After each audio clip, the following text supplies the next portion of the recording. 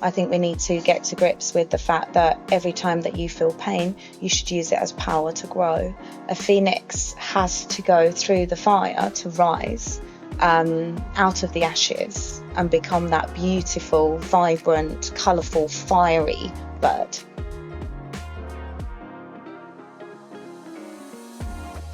So welcome back to the Networking Spark podcast. I've got a super special guest here with me today. Now, this is the first podcast I've recorded away from any of the studios I usually use, so apologies. This is a learning exercise. But I would love to introduce somebody that is an entrepreneur, a strategist, the co-owner of where we are right now, Club Quantum in Tunbridge Wells. She's a multiple business owner, a tech educational platform building company, teacher trainer, linguist, a speaker, a course writer, a management and strategy consultant, and a Bosnian war refugee. Welcome, Dani. That is a lot. That was amazing. Thank you so much. And I'd like to say a huge well done to Jess for setting up this whole podcast and her equipment here at the club. I think that's really brave, venturing out onwards and upwards for 2025. Thank you for the lovely introduction. It means a lot. Well, thank you so much for being here. I'd love to just start, Dani, by asking you, who is Dani, and what does it feel like being you? Because you've been through so much. So who is Dani? Just introduce yourself a little bit more to the audience. Okay, so my full name is Danijela. I am 37 years old. I am an entrepreneur. I come from the corporate space, so I've been running my own businesses since I was about 21, 22. And in that time, I've also worked through corporate companies. That's my kind of work life. Personally, I'm a mum of a 12-year-old. I recently moved slightly out of Tunbridge Wells to the countryside so I could grow my own fruit and vegetables. I love the moon. I love the sun. I love creating potions, understanding and taking herbal potions and I would say homemade remedies for things like the common cold. I've done a lot of research into how people can live more organically. I love yoga. I love running. I compete in challenges like the Tough Mudder. And then I love bringing other people up, really. So I like to allow other people the space to be able to become their best versions of themselves. And now that could be through coaching them. It could be through assisting them with their business and growth strategies. It could be just being an ear that listens to them. It could be a hug. I'm a hugger. I love hugging. Or providing a space like Club Quantum where like minds come together on good days and bad days, and we can all just talk about it. I think we can safely say there are many, many, many, many, many layers to you, and you're incredibly intriguing and interesting to talk to. So on this podcast, I like to interview inspiring entrepreneurs, but also people with a big story to tell. So I'm so pleased to have you here and in Club Quantum as well. I'm about to go to Dubai, and one of the sheikhs that kind of created Dubai, which is kind of a totally new concept, really, in many ways, but he said that there are, people that come from an easy life tend to be quite weak. These are his words. So weak people are produced from an easy life, whereas hugely successful and strong people come from difficulty and from a tough life. What are your thoughts on that? So I am in some form of agreement. I have seen people who have been through the worst times and seen the worst things imaginable, like other fellow Bosnian refugees that came to England in the early 90s, have been, there are friends of mine and other families like mine who have lost relatives, lost their homes, moved country, came here not speaking English, and they've been extremely successful. I think that our strength is made in hardship. I feel like pain is often underestimated in terms of it should always be a negative emotion and feeling. And I think we need to get to grips with the fact that every time that you feel pain, you should use it as power to grow. I feel that going through tough times in your life gives you a very resilient aspect to soul and character. It makes you turn inwards to find the inner strength to be able to survive certain situations. I think that trauma impacts the body and the mind in different ways, which then leads us to meditate, to do yoga, to see healers, to talk about it, which in turn then does heal us. I feel that a phoenix has to go through the fire to rise out of the ashes and become that beautiful, vibrant, colourful, fiery bird. This is what I see in you, Dani. And I think you're in a great position to be able to advise other people because you've been through so much and come out the other side. And not only that, you've taken responsibility for your own healing. And most people have got no idea what you've been through and what it takes to get to where you are today. So how has that journey been? It's been, I've got lots of tattoos, and the tattoos on my body are the story of my life. Each tattoo is created through a little bit of pain, and each tattoo is very meaningful. And so I feel like my life so far has been a book still to be written, and each chapter, no matter what good things have happened, have alongside them always had the hardships. So I'm someone who goes with the flow, like yourself. We've had some conversations about this, and Jess does these amazing podcasts where she doesn't script them, and she literally goes with the flow, and I really, really appreciate that.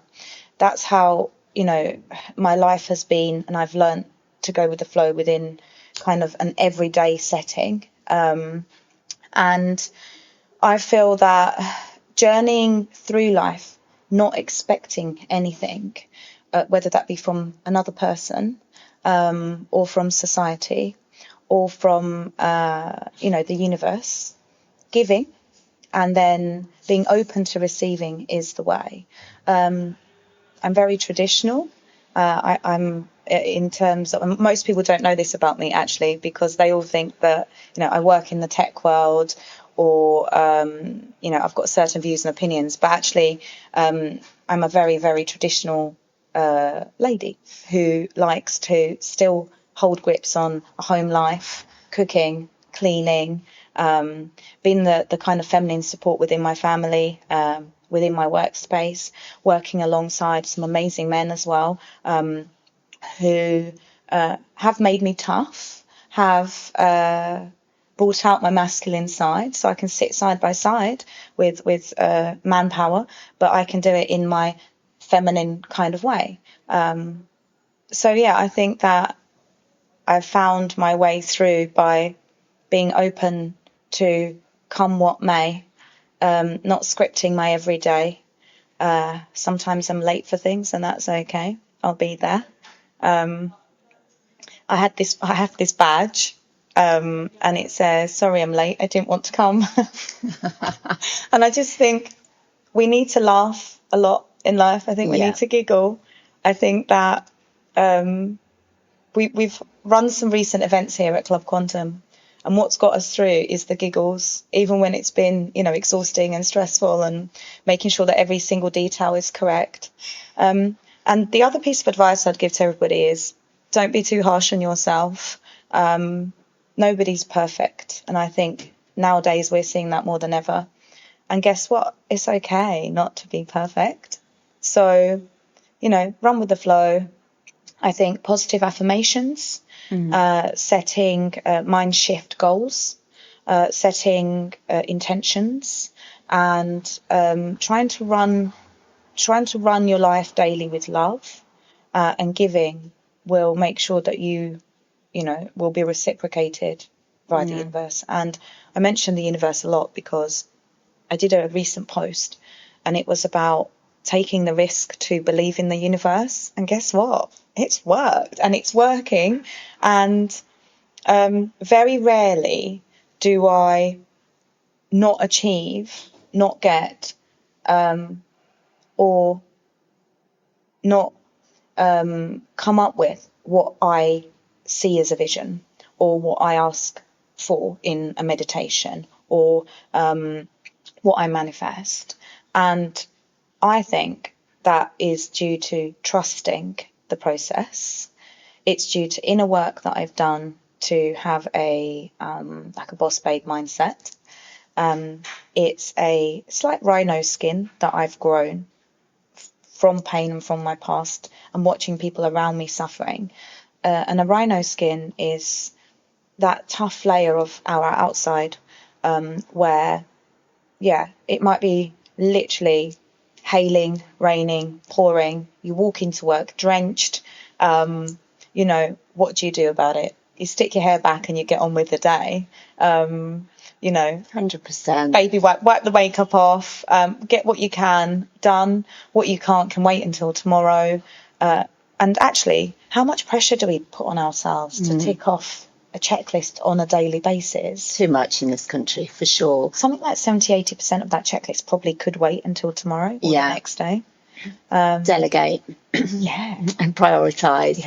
It's interesting you mentioned vision boards because I ran a vision board workshop last night, and I think it's such a powerful thing to do. And looking back over vision boards, created them and they've been big dreams, but just having them in front of you or somewhere where you can see them every single day just allows you to be able to meditate on them and to take the action steps to get there, right, and to attract them into your life and to have good energy about that too.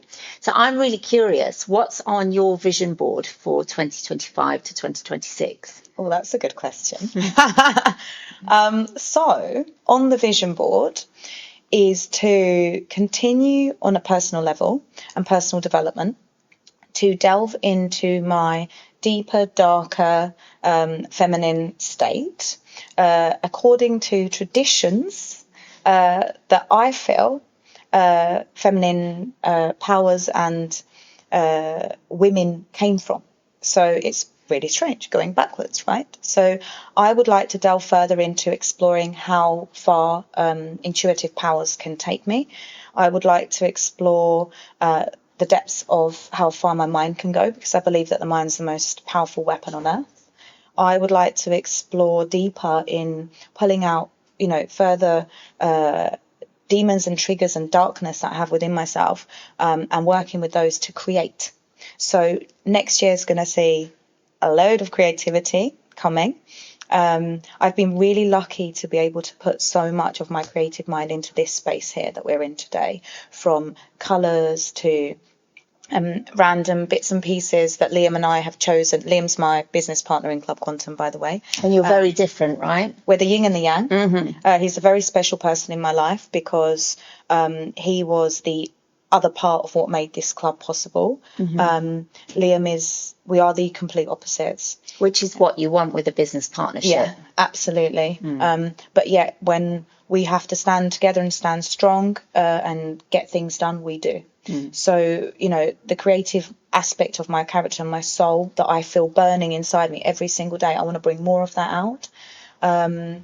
And I want to make sure that and Liam as well, we want to make sure that Club Quantum becomes its best version of itself. A brand is only as good as the kind of message and the ethos that it lets out. And also, I think the characters behind the brand are what grows the brand, not just the marketing itself. So we want our identity at Club Quantum to come through for 2025.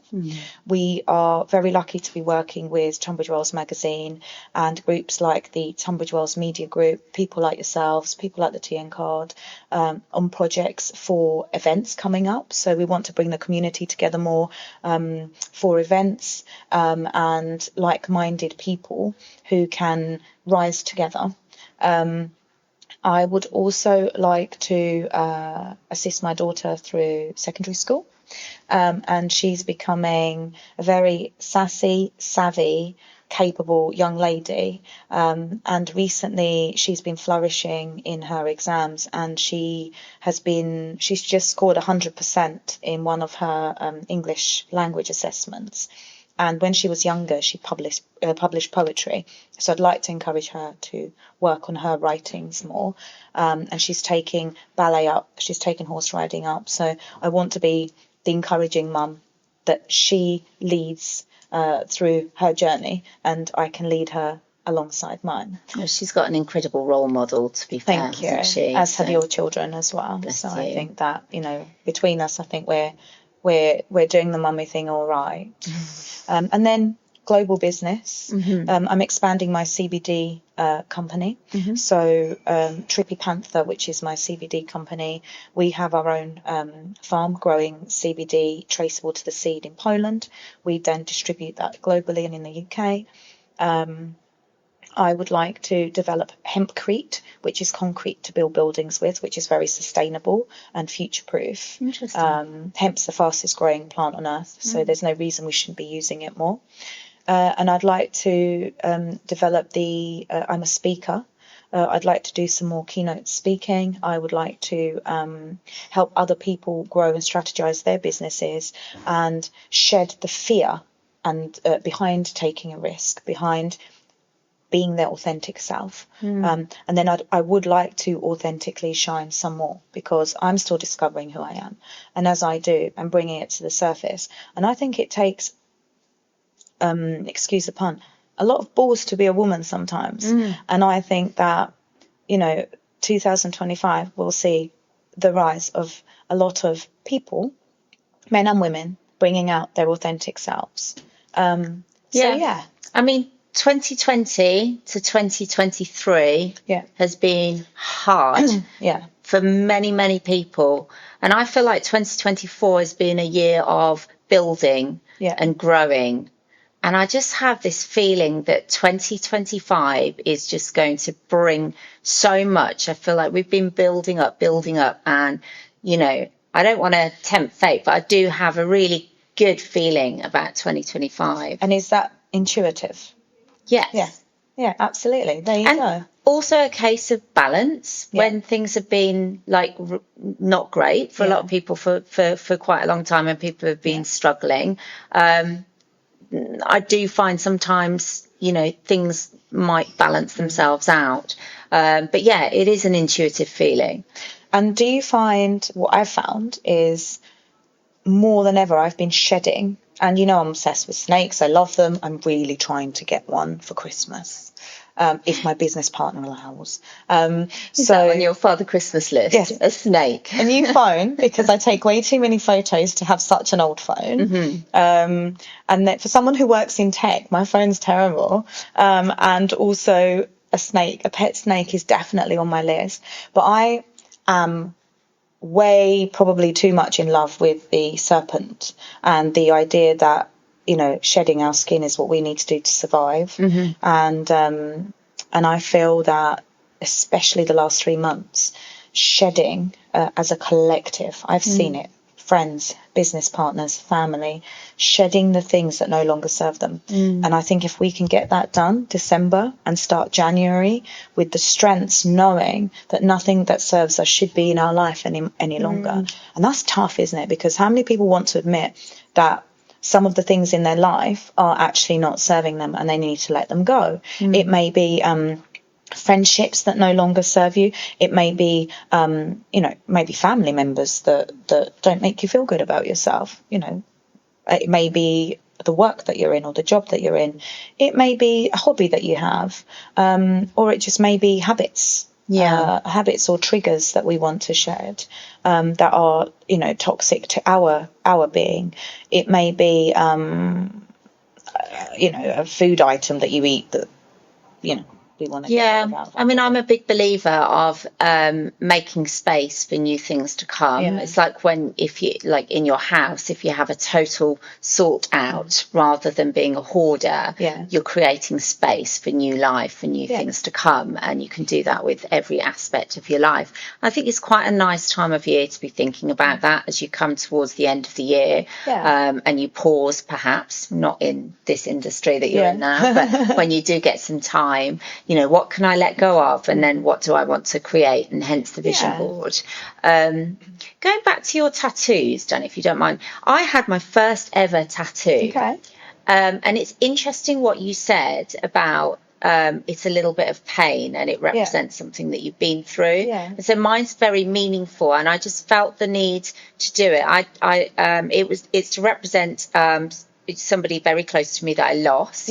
And so so sorry. So it's a letter with a lotus flower, and lotus flowers grow from the mud, so beauty can come through going through something tough, and then a dove above it. So that was symbolic. How many tattoos have you got? I stopped counting when I had 16. Wow. So I think now I've probably got about 27, 28-ish tattoos. If you count the finger tattoos, probably quite a few more than that as well. And each one has a story and a meaning. Is there one that's the most meaningful to you? So meaning-wise, my first ever tattoo was 3 names that I had done here. This is my longest standing tattoo, and it's still very dark, which I'm quite surprised about. But the secret's cocoa butter or cocoa oil. Great for the darkness of tattoos to stay. And that is my father's name. And my father was killed in the war in former Yugoslavia. It's my granddad's name, and my granddad was killed in the war too. And it's my oldest stepbrother's name, who died in a car crash not long after the war, actually. So I felt those 3 names, and then were very symbolic at that time. And from that, I've then gone on to have. And is that a way of keeping them with you, carrying them with you? Yeah. They're always there. They've not faded from my life. They're memories. And I feel like when I go, then all of the stuff on my body will go with me, or with my body anyway. My soul will go somewhere else. But and then I've got Medusa. She was the lady that built a very, very hard skin and head full of snakes. I've got big cats because of their significance of their power and their transformation on my hands. I've got pirates because I like shiny things. I've got languages like Chinese and Arabic because I've spent a lot of time in Asia and the Middle East for work and for life. And my family are Bosnian, but our origins are Ottoman. 1300s, the Ottomans occupied Bosnia.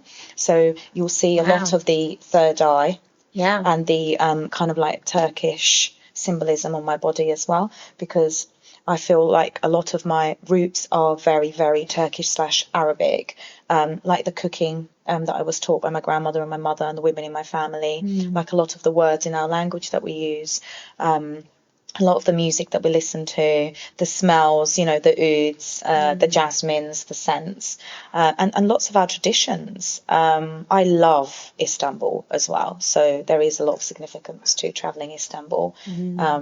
I've also got recently, and I went to Steve's crew at Black and Even in town, actual snake scales put into my body now as tattoos. So some of my skin is snake skin. Really? Yeah. Wow. And then it's so symbolic for you, the snake. Yeah. The gypsy ladies are a beautiful symbol of the crystal ball looking into the future. And I'm someone that likes to live in the present. However, I like to manifest my future. So there's a spiritual element to that, rather than think about it in a way that's going to create anxiety. I'm not interested in, being anxious. I'm not interested in being, it sounds bad, I'm not interested in being depressed. So if I say to myself, I will not allow depression or anxiety to take hold of me, what am I going to do about it? Or I could just surrender and go, okay, I'll live in the past. I'll sit here depressed, or I'll think too far into the future. I'll sit here anxious. That's a conscious decision to make. Yeah. And, then you're also opening yourself up to, being led by the likes of Big Pharma and being given medicines for certain things, or, and opening myself up to almost be shot at like that is not something I like to do. No. So I like to find ways to turn inwards, to heal, to cure, to work on triggers. And everyone has triggers. We should all work on triggers. Probably some of my tattoos are actually trigger-like. Lots of snakes everywhere. Do they trigger other people? Because I heard somebody say the other day, a guy actually, say that you come, they didn't know how to talk to you. Yeah, that's the thing, isn't it? Yeah. I went to that. I know where that was from. That was from an event I went to. I think it might have been an event I went to, and somebody came up to me afterwards. Yes. And said, I saw you come across the room. You weren't dressed very corporate. In fact, I was just in black trousers and actually a polo neck with short sleeves. So I was dressed corporate, but with sparkles. But I don't really have a dress sense, so I dress as I wish wherever I go, going with the flow. And he said, you just didn't look like anybody else. And that's a good thing. He said, actually, you inspired me, because I've got, look at my, and then he pointed at his shoes, and at his top, he went, I went a bit different. I went with a cowboy shirt and some funky brown shoes. And I was like, excellent. He was like, I was so happy to see that. But I think it also does put people off speaking, because, society is still not caught up with being free to express and being a creative minds, I think, still are very misunderstood. So yeah, it's quite brave to get some of the tattoos I have. Own your success with a Spark franchise opportunity. Are you looking to own a thriving business that sparks success? Could you be a good fit to run a Spark network? Join a proven and innovative business model that empowers entrepreneurs to flourish in the dynamic world of networking. But why choose a Spark franchise? Well, it's a business ready to go with an established brand. Benefit from the credibility and recognition of the Spark Business Networking brand. It's a proven system. Access the comprehensive framework that guides you towards success. There is ongoing support with training, admin assistance, and continuous support for your franchise. Own a piece of the business networking market in your designated area. Tap into a lucrative industry and expand your business as a part of a trusted network.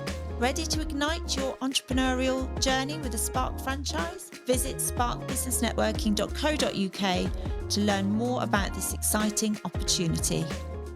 Have you ever had a role model? Absolutely. I have had role models in my family. We are a circle of very strong women, and the few men that are left in our family, including my dear uncle who stepped in as a father role, and my beautiful brother who is a year younger, one of the most amazing souls on earth. We've come through a lot together. To my mum, my grandmother, my aunties who brought me up, and I also was partaking in bringing them up as well.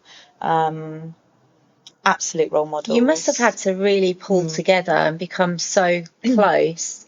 Yeah. From going through what you went through. Yeah. And first of all, I want to say I love the fact that you choose how you're going to be, and you choose not to succumb consciously. Yes. Yeah.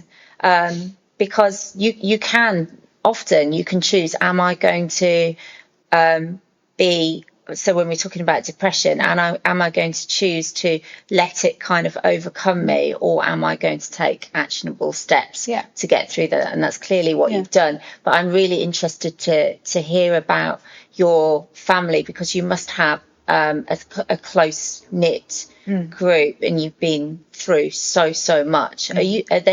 Are are they with you around now, or are you all living in different places? Or so some of my family are in the UK. So my nearest and dearest are in the UK. Yeah. Unfortunately, we lost my nana in October. She was the matriarch of the family and the general. Yeah. But I think she went at a time where she was comfortable and confident that she'd left us with enough of her gifts and powers, knowledge and wisdom that we could then take on the rest of the family roles.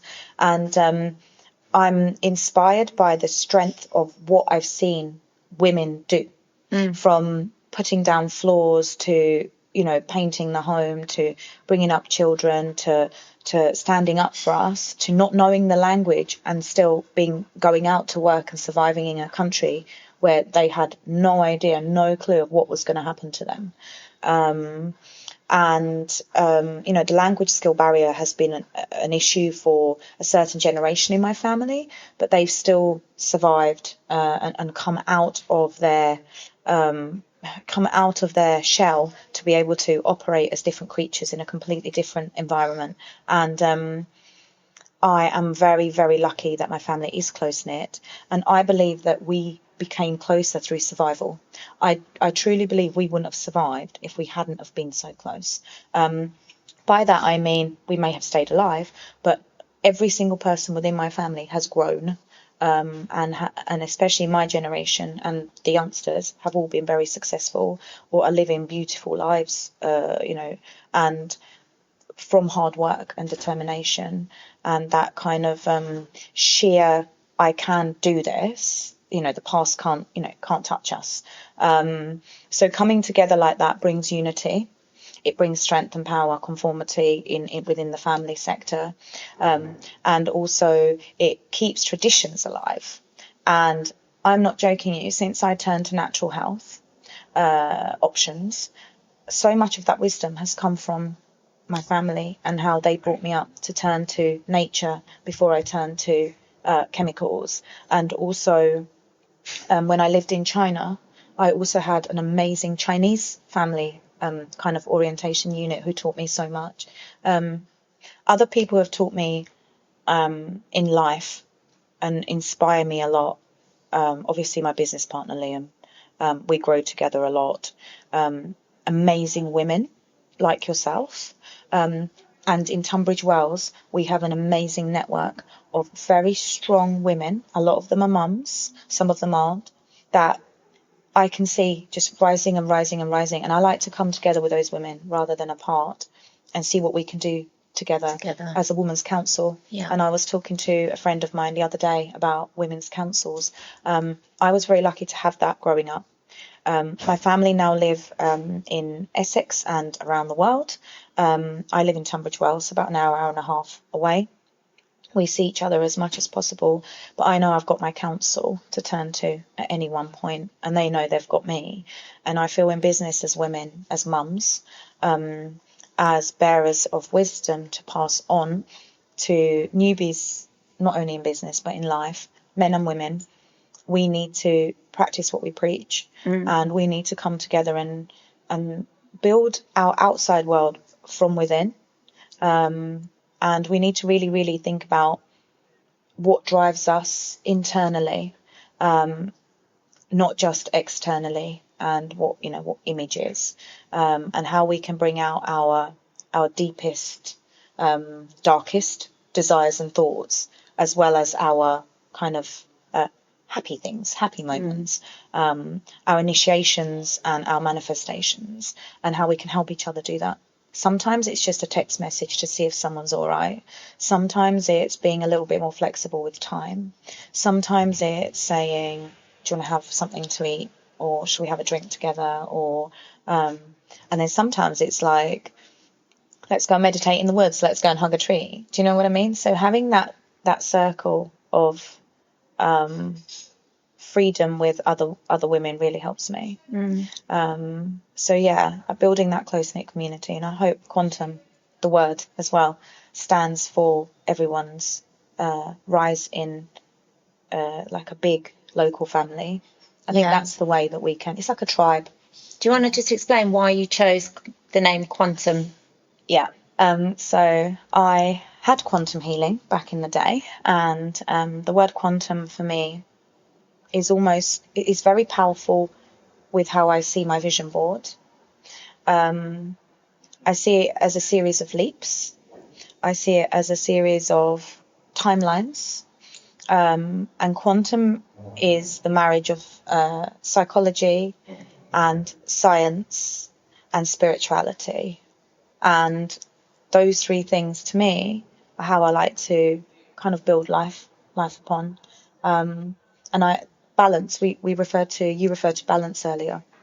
I think that if you can balance spirituality with psychology, with the science of how our bodies work, what foods are good to put through your body, what fuel you need, mindset on a psychological perspective, then things like meditation on a spiritual perspective, understanding herbs and the powers of, I think that balance and that combo, that quantum field is what will raise your vibrations to become the next level of yourself.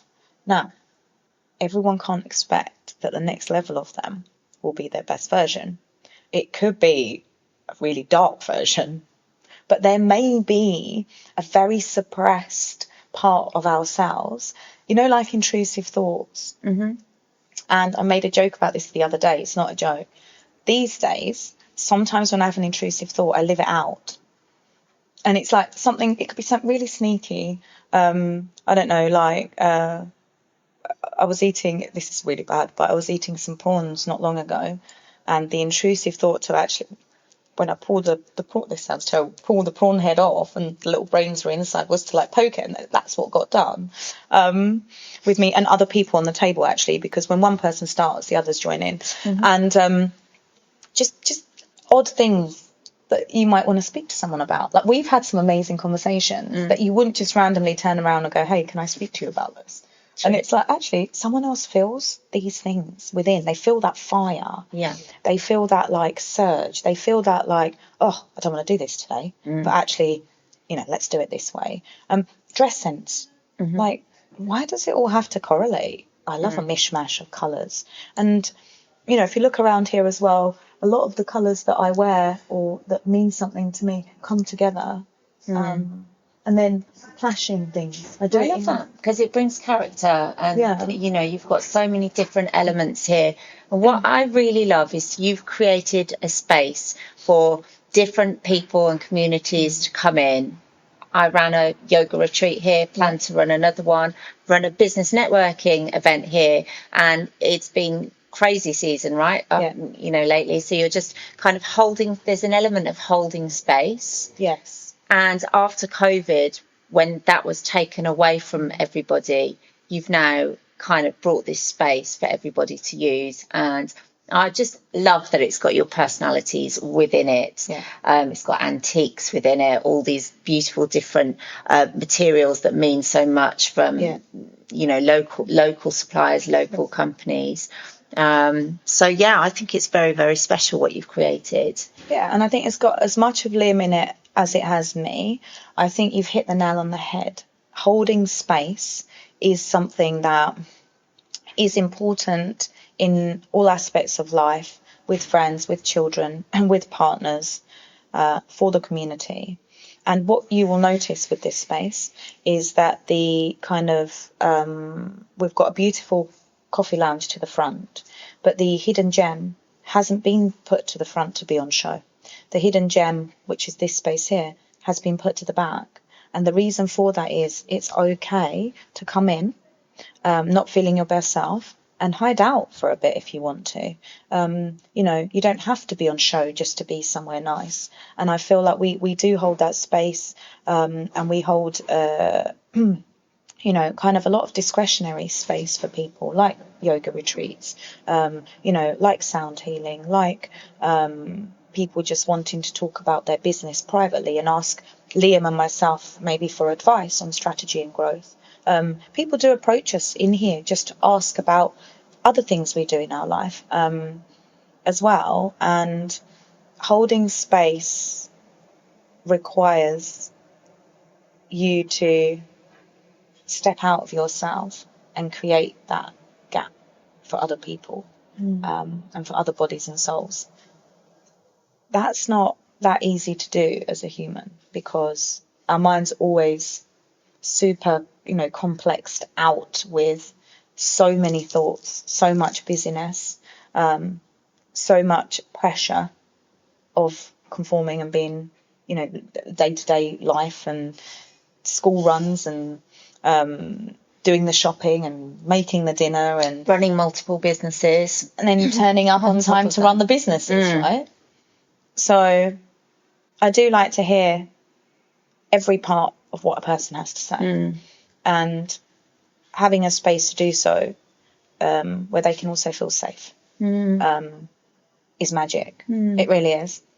And I feel like the community here needed that. Yeah. And for me, magic is real, so yeah, I want to share it. Magic is definitely real. I love that. And you bring your personality and sparkle wherever you go, which is awesome. Just briefly, I'd like to go into another element I've heard that you do, which is mentoring, and you help businesses, I believe, go global. Is that correct? Is that a huge job? Is that really difficult and complex? So imagine there's two elements to it. It could be that a company has their identity, it's got their logo, it has, a product created, or a service that they want to deliver. It's already started out, it has some connections and contacts, but it doesn't have a very focused, holistic business strategy. And it's very hard as an entrepreneur to see 6, 12, 18 months. I like to work on a 3 to 5 year strategy. People are often under pressure to pay bills, pay invoices, and therefore they see it month to month and day to day. I kind of like to go, hang on a minute.